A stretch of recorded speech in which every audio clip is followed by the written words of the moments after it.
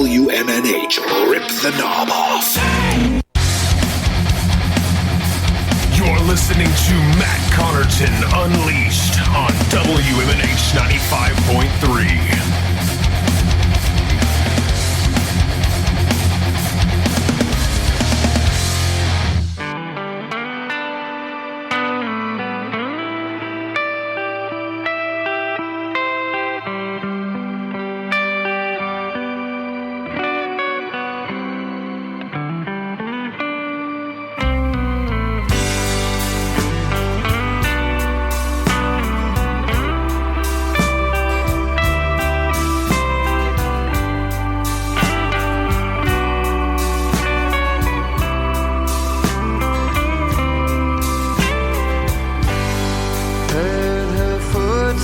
On the stairs, passed through me like a ghost. My voice faded off in the night. She took a flight to the coast.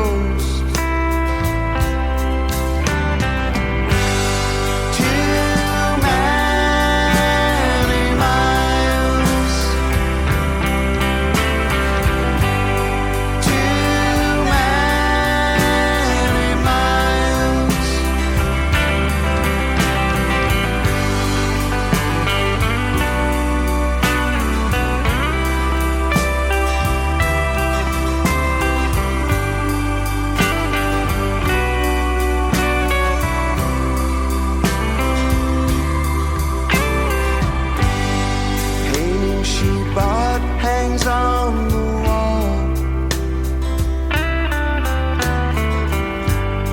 left her coat on the chair.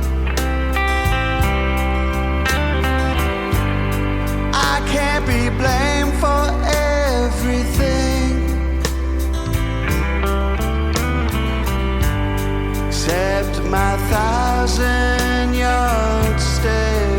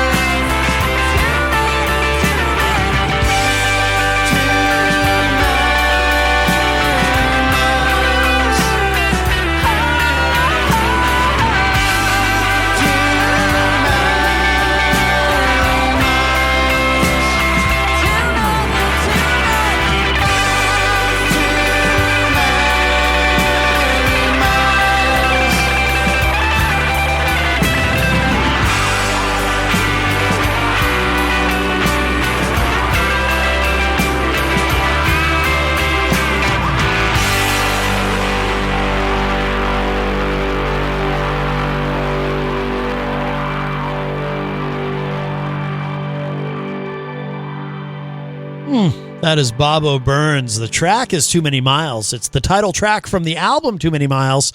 And he's also the author of the book, Too Many Miles on the Road with an Unofficial Rock and Roll Goodwill Ambassador. And let's see, we've got Bobbo Byrnes with us via Microsoft Teams. Bobbo, are you there? I am here. I've woken up early. I'm on the show. Yes, very good. What time zone are you in? Where are you exactly?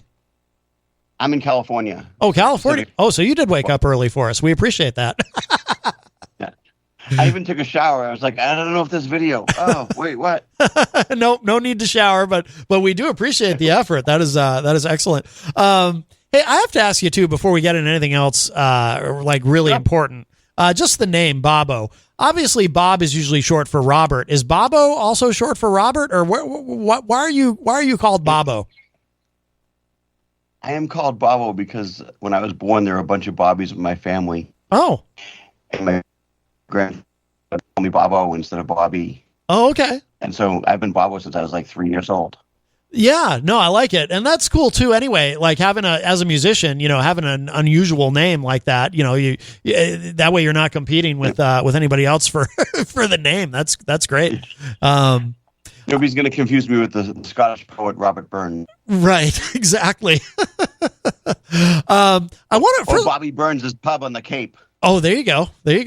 So I want to ask you about that song first, Too Many Miles. And I love the album. I did listen to the whole thing. It's on your website.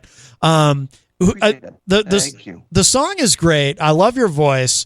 I'm curious too. Now, who's playing guitar in that? Is that you? Yes. Oh my God. I love the solo in that. Thank you so much. The guitar work in that is really good. And then who's the female vocalist who shows up kind of partway through the song?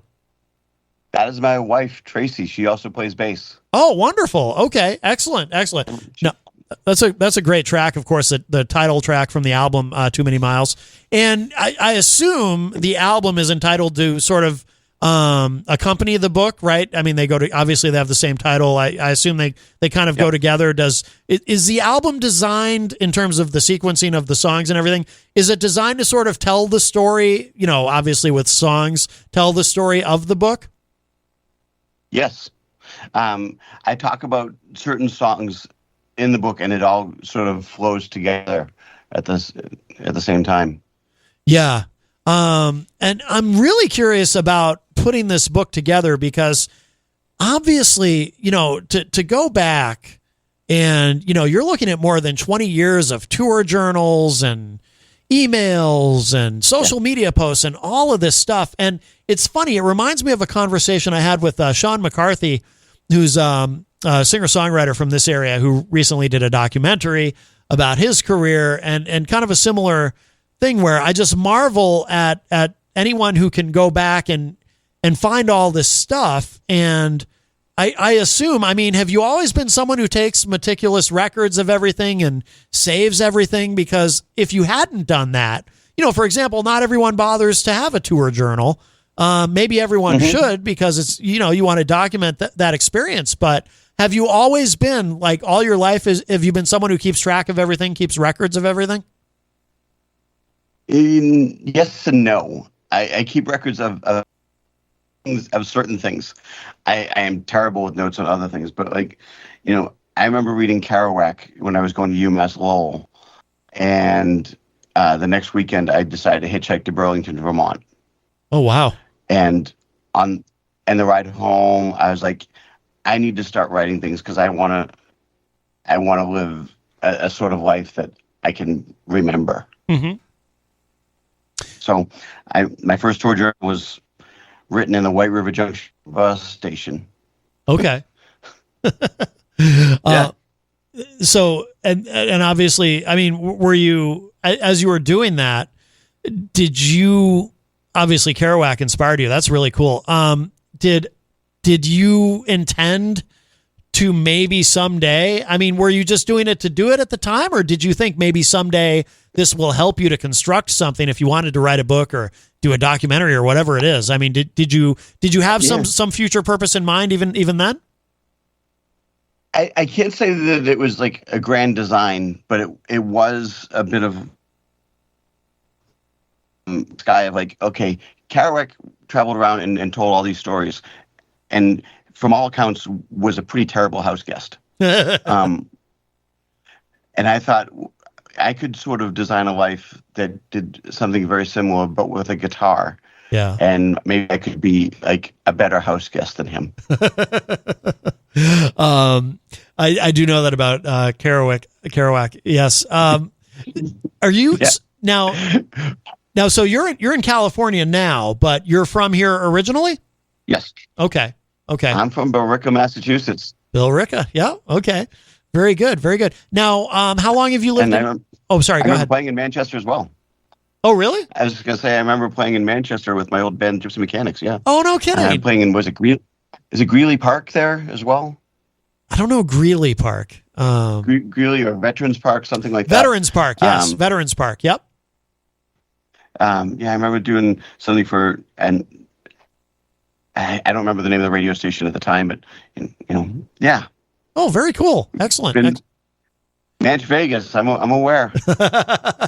How long have you lived in California?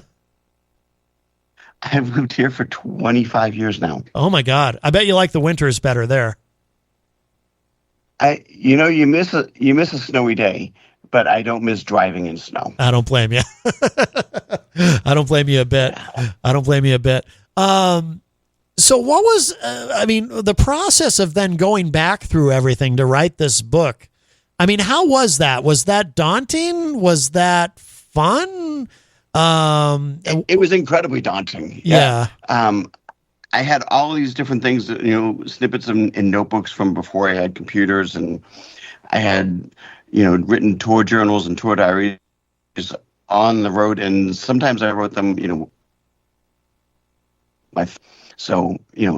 just riddled with spelling errors and things like that. And I would post them online from time to time.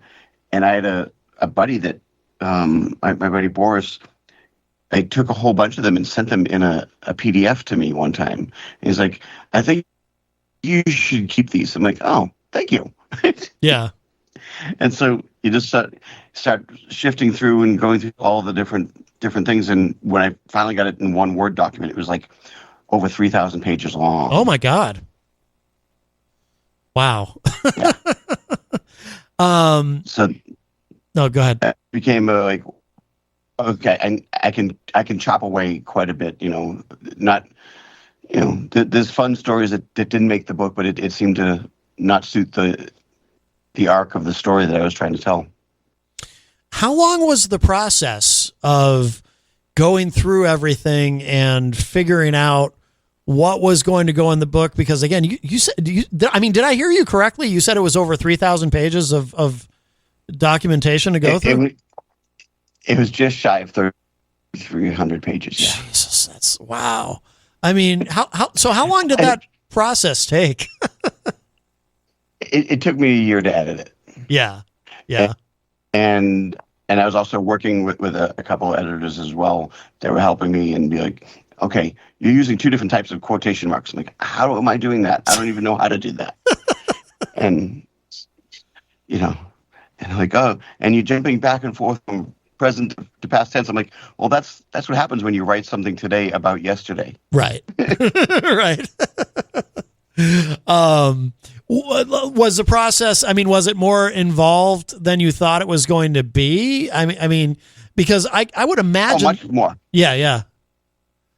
Because you'll hear people say, "Oh, I'm going to write a book someday," right? And then they either never do or they try and then they give up. Was there ever a point where you thought, "Oh, this is too much. I've bitten off more than I can chew here"? No, that's good. No, I was kind of, and part of that was my wife was you need to finish this, and I was like, okay. I will say that I believe that the second most annoying phrase in the English language is when someone says, "I'm working on my book." Right. Yeah. So my friends were exhausted of me. I'm like, I'm sorry. But so your wife Tracy, she kind of kept you on track and helped motivate you and keep you going. she did quite a bit, and we ended up doing storyboard things of all the different chapters and on yellow post-it notes and on a board, and where does everything fit in and how does it go and how is the flow. So she was very instrumental in helping it. Okay, excellent. Now, had you written anything before? Had you written a book before at all, or even attempted it, or was this your first one? Well, I've been a writer for most of my life. Yeah. And so it's just a longer version of that, really. Okay. No, that makes sense. Yeah. How did you decide what stories to include? Because you mentioned there were some fun stories that didn't make it in.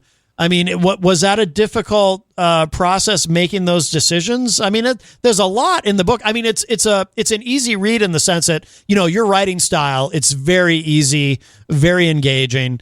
But there is a lot in there too. Thank you.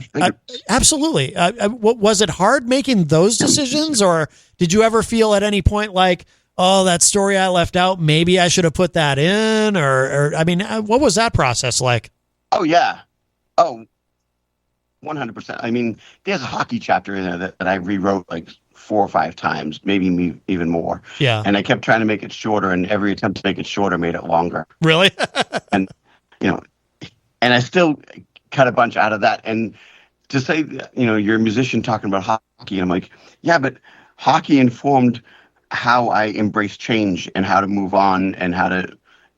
And it was an important chapter to fit in. Yeah, there was definitely things that I left out, and once the decision was made to sort of move past that, I tried not to look back. And speaking of Kerouac again, I remember when On the Road came out. Oh, I wasn't alive, but I remember reading about it. Yeah, and how he really pissed off a lot of people because he told their stories without. He changed the names, but everybody could figure out who he was talking about. Right. And I did extensive work with everyone that I mentioned in the book, which is, hundreds of people. Mm-hmm. And I said, this is the story I'm telling. Does my story line up with your memory of it? Is it accurate? And that was one of the best parts of the book, because to me anyway, because I had people saying, oh yeah, and remember this? And so they would add to it. And sometimes I put their footnotes in as well. Mm-hmm. And only a couple of stories that I have where I shared it with somebody and they said, you know what? I feel like I'm existing in the story just as a punchline. And I'm like, oh, I didn't mean that. And so I just chopped that part out. I'm like, I don't need to, I wrote the book. I don't really need to be the hero or the, right. Whatever. And I'm sure. Oh, go ahead.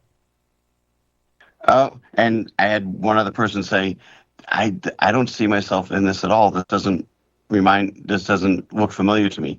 And so that was a fun chapter that had a lot of, famous sort of rock and roll name drops. And I chopped it all together, and my editors were pissed at me. They're like, you got to leave that story, and you got to leave. I'm like, no, it doesn't line up. And I got to stay true to that. I'm sure as an author too, it makes you feel better about the book, right? To know that you've gone through that process of kind of checking with people, having them corroborate what you've written. I would imagine I would have anxiety over that, because I would be thinking, well, because memory can be so very subjective, and you know what they say, there's 2 sides to every story, yours, mine, and the truth. And so I would have anxiety over going through that process. But it sounds like for you, that was definitely the right thing to do, and it worked out well. Yeah, it made me be able to release it with a clear conscience. Mm-hmm. I mean, I didn't check 100% with every single person ever, because, well, there are some people that I don't talk to anymore, and Right. There's a reason for that. Right. Right. Of course. Of course. But, yeah, that's the way it goes. You said if they have an issue with it, they can take it up with me. Right. You said something interesting about the role that hockey has played in your life, and in the book you talk about how, you had loved to play hockey, but at a certain point, it was after you got hit, by a car, or was it a car or a bus? I forget now.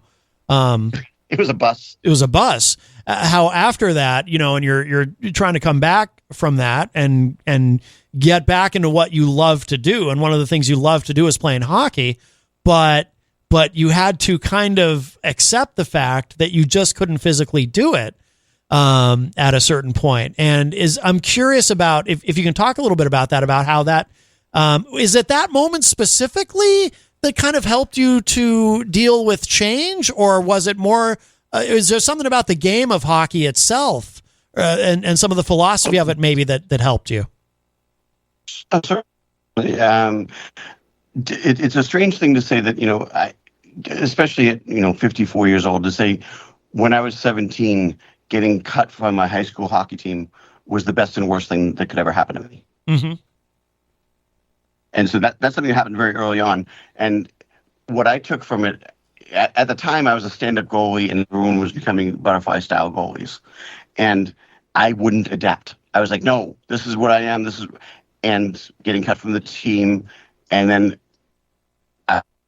years later, all of a sudden realizing, oh, it's because of your inability to change. And you're not accepting change, not adapting to a changing sport. Okay. And I never wanted to be a person that was so closed off to change. And, you can say,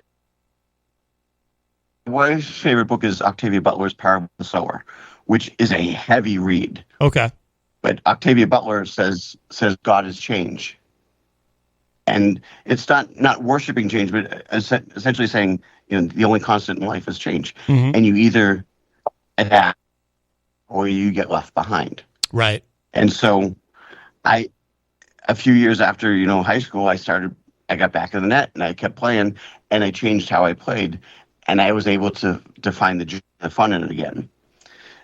The change that happened later was, when I was riding my bicycle in Huntington Beach and I got T-boned by an OCTA bus, launched 10 feet in the air. Oh my God. And requiring knee surgery and all this other stuff. But at the same time, I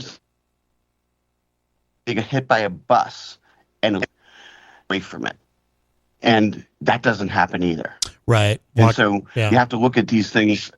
How do I take this and move forward? And I got a settlement of like $15,000 because the police wrote up the accident report wrong and said that I hit the side of the bus. So I was found half at fault. Really? Ridiculous shit like that. I'm sorry. Yeah. And so my wife and I were like, we got $15,000.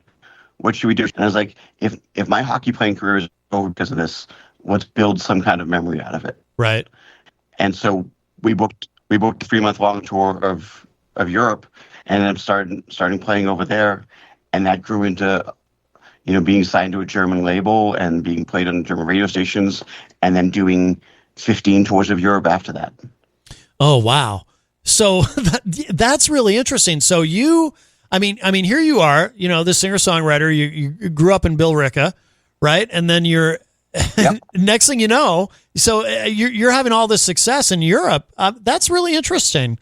So why do you think that happened? What was happening where you were able to tour over there and build this big following and have all this success? I mean, what is it that clicked for you in Europe, do you think?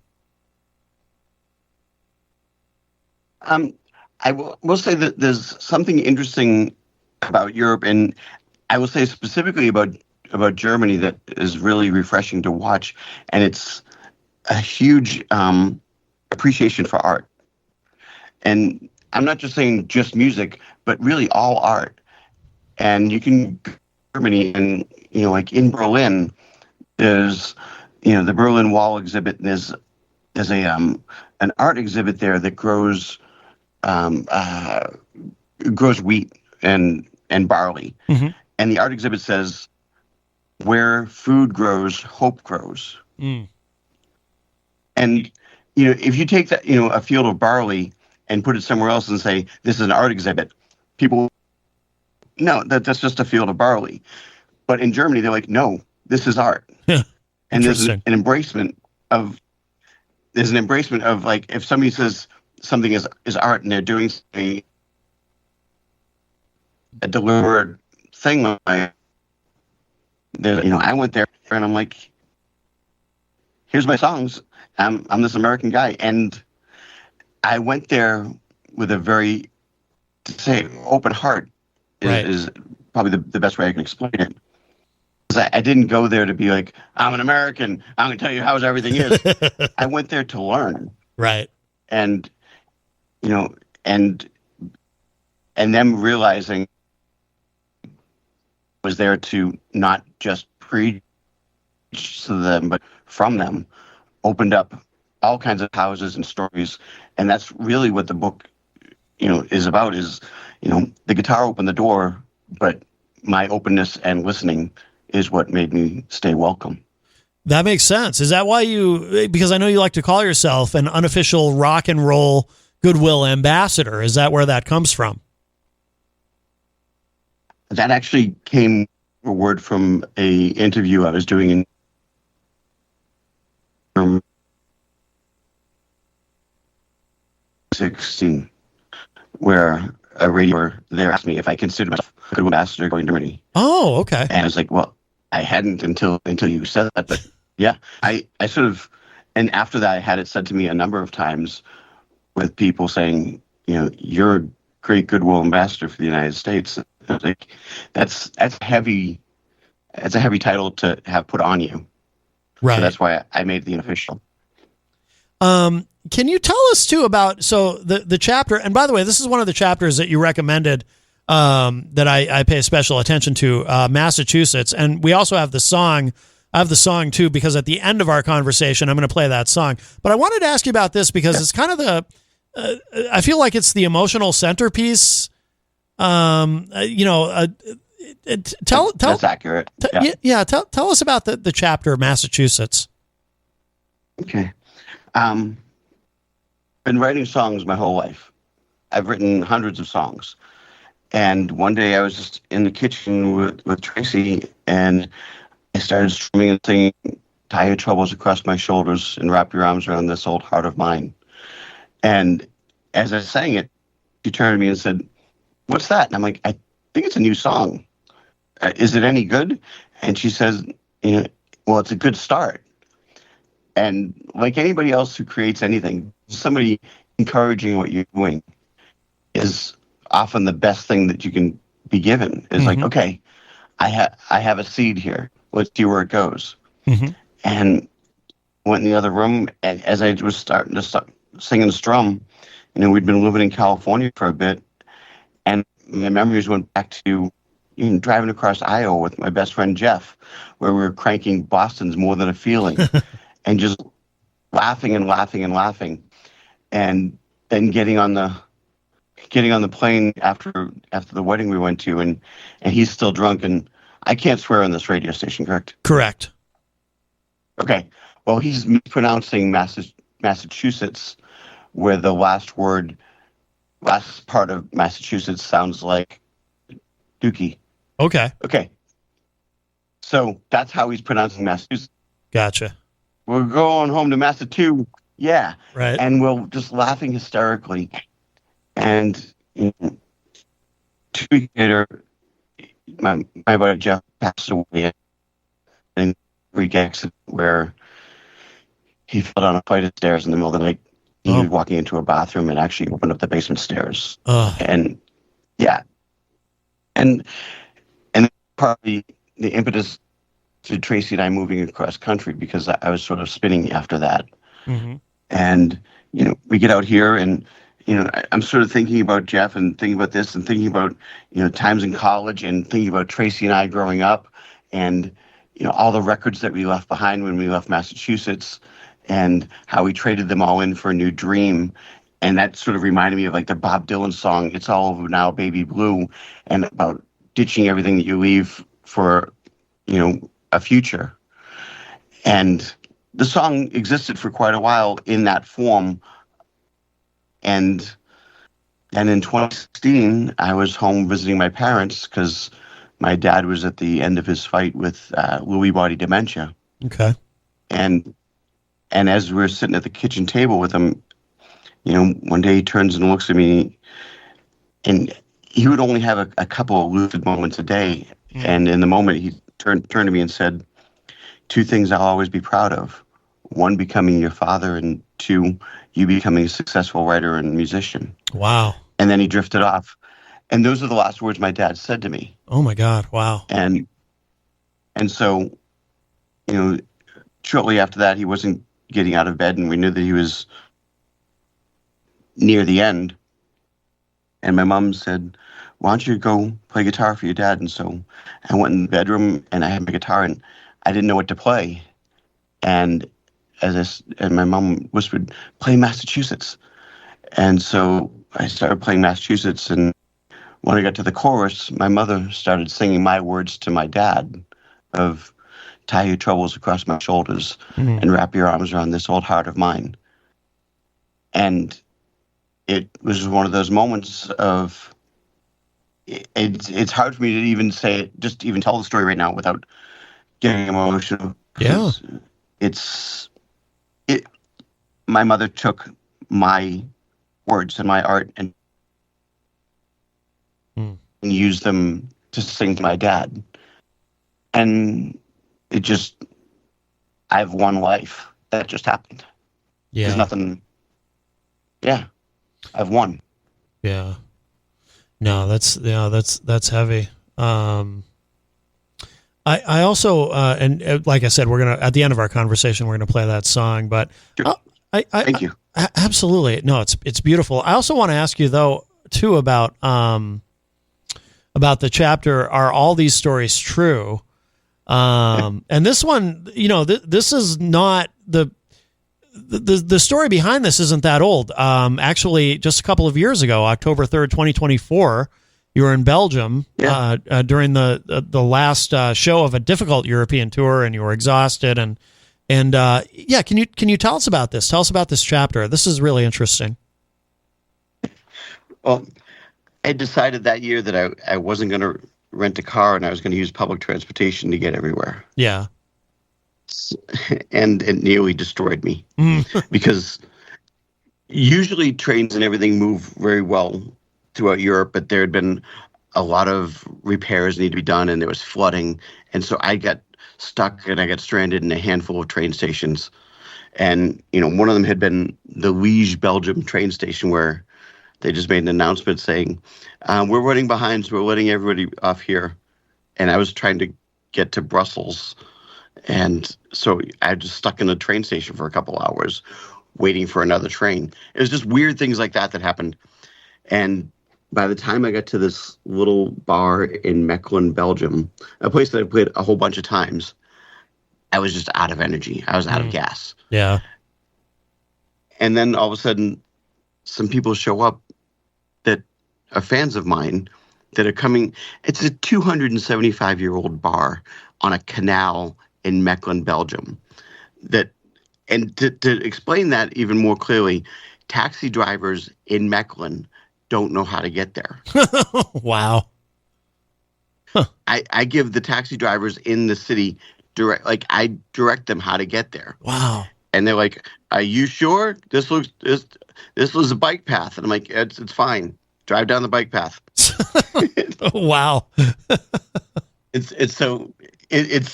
that remote, but it's been there 275 years, and people show up, and it's full on busker style with no PA, no microphones or anything like that, and it's one of my favorite places to play. Yeah. And I'll have a whole room just sitting there listening, and a guy in the front row, I'm telling the stories and singing the songs. This guy just leans forward and he goes, "Are all these stories true?" I'm like, yeah, I couldn't make them up. That would take forever. Right. and I'm like, "What's your name?" He's like, "I'm Luke." I'm like, "Luke, you're now part of the story in the song." And so I put him in the next song that I sang, and he just sat there with like this huge grin on his face. And afterwards, he says to me, "You made this decision, and it is to travel the world and play guitar. It is the best decision. I made the wrong decision years ago, and now it's too late." And Huh. And you have to sort of carry that with you. You're like, holy crap, that's a heavy thing for someone to tell a stranger. Yeah. Wow. And so that's why I said, you're now part of my story, and I carry that forward with me, because that's really all my whole book is doing, is carrying stories forward. Right. They all become part. Everyone you encounter ultimately becomes part of the story. Yeah. Yeah. So I remember where we're going with that. Was there? Oh, there was something about. Didn't your mother? Was it? And I forget if was this part of that chapter. Your mom actually sent you a text asking you if this was all worth it. Yeah, she sent me. I was on the train from Mechelen back to Brussels, and as I sit down, text comes in. What country are you in? And I'm like, I'm just like, I'm on a midnight train to Brussels. And she says, is all this touring still worth it? And earlier that day, that would have been a different answer, but I just had an amazing show playing for about 75 people in this tiny little bar where everybody was singing along. I had the whole room, there's no TVs in the corner with the game on. Mm-hmm. All it is the bar and me. Yeah. And people were singing along, people were cheering, people were clapping. I went outside to take a break, and as I was outside, they started chanting my name. Mm. And, you go back in and you hear somebody go, I told you that would work. And you're like, and like, what do you, and you say, what would you like to hear? And they're like, more stories, more songs. And they don't want covers, right? Which is a thing that happens a lot, here in the States. You're playing a sports bar and everybody's like, hey, are you going to play Plush by Stone Temple Pilots? And you're like, no. What have I been doing that suggests that would even sound good? Right. So, and they want more of what you do. Yeah. And being told over and over again, we don't want to hear covers. We can hear those on the radio. Yep. Why would we go out to hear music and hear what we already know? That's how I feel about it. Yeah. Yeah. And it's such a refreshing take on it. And there are places where that happens in the States, but it isn't typically in a sports bar. Right. I think though the story about that bar in Mechelen is so, I think it's relatable for a lot of people, because I think many people have been in a situation where they're passionate about something, they're committed to it. It's whether it's a career or something less than that, whatever it is, and they have times where it becomes so challenging for them that they start to feel like maybe it's not worth it, and then something happens that reminds them, oh yeah, this is why I do this. Now I remember. This is why I do this. Yep. Yeah. Exactly. There's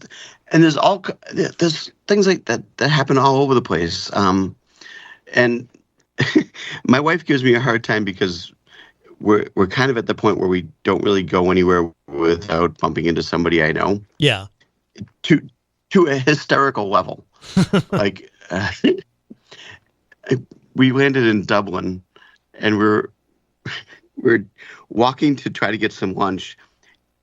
And somebody from across the street, hey, Bobbo. And Tracy's like, are you kidding me? And I look over, and it's the lead singer, Andrew, from the band Wolfmother from Australia. Oh, no kidding. And yeah. And so we go get a drink, and we're hanging out, and his phone rings, and it's Noel Gallagher calling him. Oh, wow. and Andrew turns to me, and he goes, you want to go see Noel Gallagher and the High Flying Birds tomorrow night? I'm like, sure. So he turns back to Noel Gallagher. He's like, yeah, I need 2 more passes. So we go watch the show, like, from the side of the stage. And then Tracy and I go backstage, and, we're laughing because we're eating Noel Gallagher's pot roast. And, but those sorts of things happen, and they're bizarre and they're weird. And at the same time, last year I was with my mother in Massachusetts.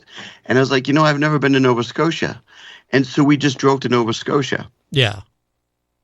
And she went to bed early, and I found an open mic in Halifax. And I went down and I played a couple songs of this open mic and started talking to the people there and became friends with this guy, Tony Trimpler, and his band, Callahan. And, he's like, before you leave town tomorrow, come over and have breakfast and we'll chat. And so I go back to the hotel room, and, the next morning my mother says, where are we going for breakfast? And I'm like, we're going to this guy's house that I met last night. And she's, what are we doing? What's that now? And we just go to this guy's house, and he makes coffee and eggs and bacon for us. And we sit there and we chat about the world and what's going on. And it's, the guitar opening up the door, but, being a decent guy and, being somebody that listens and asks questions keeps the door open. Absolutely. And that's how the world gets smaller.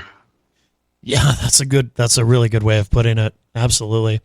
If you're just joining us, we're talking with Bobbo Byrnes. The album is Too Many Miles, and the book is Too Many Miles on the Road with an Unofficial Rock and Roll Goodwill Ambassador. I do want to ask you about this before we run out of time, too. Sure. Being an American overseas, when you're overseas and you're touring, yes. What is that like in terms of, is there, obviously, I'm sure people ask you a lot of questions about America, and do you ever feel, oh yeah, do you ever feel like you have to sort of, I don't know, almost like answer for America in a way? What are those conversations like? Because our standing in the world is not necessarily favorable to everybody, in a lot of ways, I guess is one way of putting it. That is absolutely exactly what it is. Yeah. Okay. He has left the Microsoft Teams room. Live radio, ladies and gentlemen. Oh, he's back. All right. I clicked admit. Bobbo, are you there? I'm here. Oh, thank goodness, because I really wanted to hear your answer to this. I'm glad we were able to get you back. Yeah, technology will fail us at times, but I'm glad you're back. Yeah. Oh, okay. Go ahead. I was going to say, we all know musicians that will say, "Oh, I don't talk about politics," and that's fine and good if that's what your thing is. But especially when you're overseas, people there want to know who they're supporting, and they want to know where you stand on things. And if you're a musician overseas and somebody asks you a question, and it'll be a very pointed question, and you say, "Oh, I don't really talk about politics," then they assume that you're, yeah. And so it will cut off communication. That makes sense. So the idea that you can sort of float through Europe without having an opinion isn't real. Right. You can do it, but you won't have real conversations. You'll have surface conversations. Well, so that's interesting. So do you think your openness and your willingness to engage on that, do you think that plays a role in why you've been able to build such a following there? Yes. Okay. 100%. And because especially in Germany, they do a great job of teaching their history, the good and the bad. Yeah. And so, World War II is one of the last things that seemingly everyone can agree on who the bad guys were. Right. And, I was playing a house concert, and the guy told me this incredible story about how his grandfather defected from the German army and just didn't want to be a cook for the Nazis because he was conscripted into service, and how he walked from Stalingrad back to the border of Amsterdam, and that's a long way to walk. Yeah, in case you don't know. Yeah, and when folks there have relatives that fought against the fascism of their day, they really want to tell you about it. Mm-hmm. And if they don't think that you would be open or appreciative to that story, they don't open up. Okay. That makes sense. And so I've had a number of people there tell me about the White Rose Society, which was in 1943, I believe it was, and it was in Munich, and it was 4 college students who were pleading with their fellow Germans to see what was going on. It was like they didn't have Facebook, but they had a secret like mimeograph machine in a basement of a place, and they were printing pamphlets and sort of distributing them, secretly distributing these pamphlets around college campuses and stuff. Wow. And they printed 7 of these pamphlets. The 7th one actually ended up in the hands of the United States government, and we printed off millions of copies of it and dropped them over Europe. Oh, okay. And the 7th, the 4 college students got caught distributing the 7th pamphlet, and they were executed like 3 days later. Wow. Yeah. And the 2 of them that are most famous are Sophie and Hans Scholl. And they're celebrated today as being like some of the best Germans of the 20th century. Yeah. Like unanimously across the country, there's schools named after them, there's streets named after them, all this sort of stuff. And so that's a story that Germans have trusted me with. And so I've taken that story and brought it back to the United States, and I tour with a White Rose on stage, and I tell the story about 4 college students, and standing up to the fascism of the day and what that cost them. And I have had some pushback from people in the audience here in the United States saying I shouldn't be talking about that because they equate it to what's going on from their side. Mm-hmm. And they don't like it. Right. And at the same time, I was in Tempe, Arizona, and I was telling the story to a room full of people that I didn't know. Yeah. And that can be a little bit scary as well. Yes. Definitely. And I saw two people at the bar being really, really animated when I was telling the story, and I couldn't really tell what was going on. After the show, they came up to me and they said, when you were talking about the White Rose Society, we thought, there's no way he's talking about that White Rose Society. And then you were. And the woman looks at me and she goes, I'm a distant relative of Sophie and Hans Scholl. Wow. And I'm like, are you kidding me? And she takes out her phone, and she's been to Munich, she's been to the White Rose sites and all this other stuff. And we have this whole long conversation. And she finally says to me, I've been too nervous to speak up about what's going on. But seeing you talk tonight to a room full of people you didn't know and bring this up, and knowing what my cousins went through, I'm going to start using my voice to speak up more. And Jesus. it's all of a sudden like, this is why I do this. Yeah. And wow. Yes, there's music and there's stories and there's fun and it's a good time, but it's all about the humanity and what we carry forward. And that's what I'm just trying to do.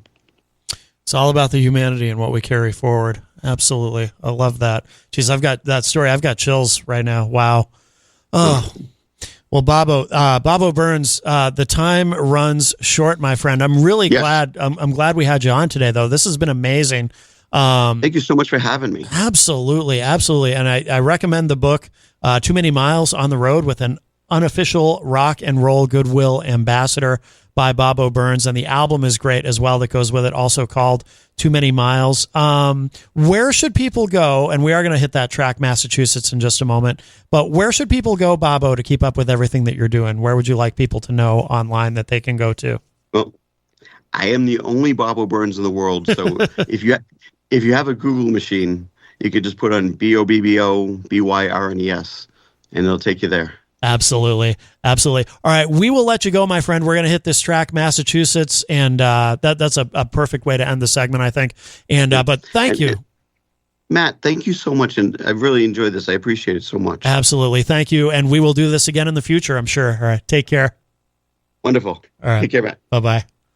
All right. There he goes, the great Bobbo Byrnes. And wow, that was, I literally got chills at the end there, that story he was telling us. That's just amazing. The book is great, but I mean, hearing him actually explaining all of this, though, is like, wow.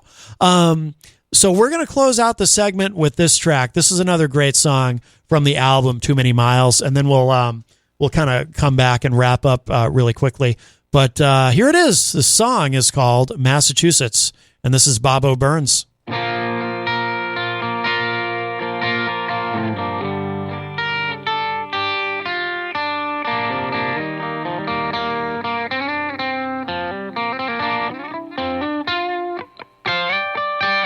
Massachusetts is a funny word when you're drunk.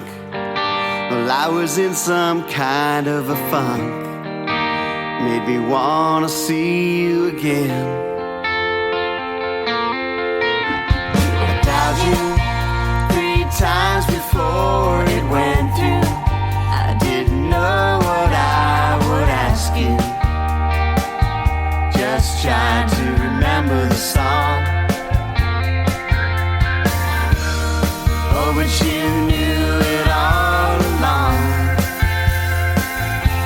You said, tie your troubles across my shoulders and wrap your arms around this old heart of mine. Close your eyes now, pretend we're no older, and wrap your arms around this old heart of mine.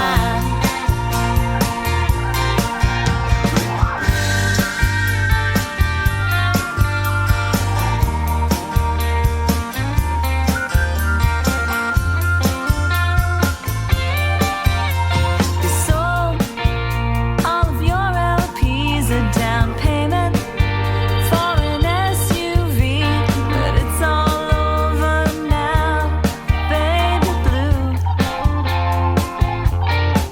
It wasn't much, but it was all you had. The records, they were all scratched. You know I really missed you too. And maybe the ocean blue. And you say, tie your troubles across my shoulders and wrap your arms around this old heart of mine. Close your eyes now, pretend we're no older, and wrap your arms around this old heart of mine. Back in college,